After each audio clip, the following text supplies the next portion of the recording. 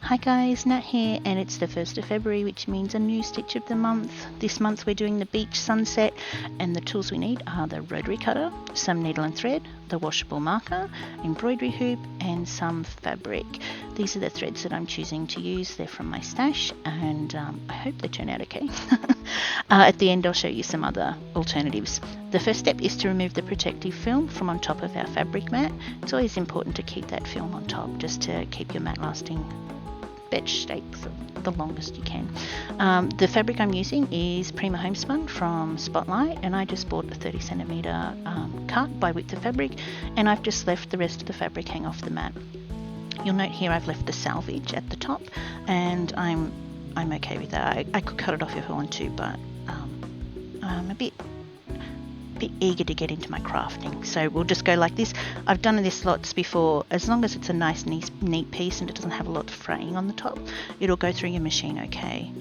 Now I'm going to pop in the washable marker, and then we will go over to Cricut Design Space and have a look. I've loaded up the beach sunset project, and I'll put the link below, and I am selecting the cotton setting because I am using a cotton.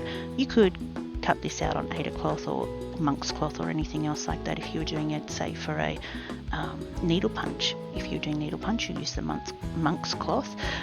Okay, so it's going over and it's aligning up the mat and checking I have enough materials because I'm using the Maker 3, and then it is going to have a bit of a think while it's loading up all the pattern. I'll press play, and then it's going to do the pen first. So it'll always do the pen first, and then it'll take over the housing, check that I've got the right blade, and then it'll start cutting as well.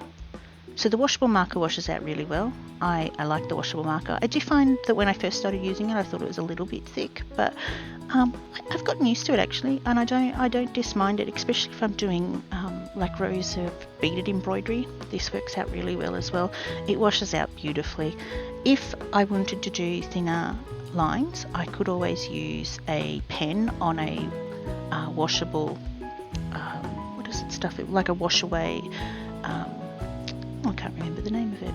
I'll put a link to it, but in that case you can print on it, or you can use the pens. The pens, once they're dry, the Cricut pens, they are permanent, so when the film that you draw on washes away, the pen won't stain your fabric. Okay, so it's checked to make sure we have the right blade, and now it's cutting that fabric. I know it doesn't look like it's cut the fabric from here, but it definitely has, and it cuts so beautifully. Here we go. That's about to come out. Okay, now when we unload it, we can see here, look at that, just stunning. I love how this cuts fabric. It's one of my favorite things to cut. It's just beautiful. Alrighty, so now we've got the embroidery hoop, and I'm just going to undo the bolt, and then we'll be back. Okie dokie, now we've got the embroidery hoop in two pieces, so one's the top, one's the bottom. We're going to take the fabric off the embroidery hoop, and then we're going to lay it into our hoop and put the fabric on. I'm going to pop the protective film on top before I get too carried away, and then pop that away.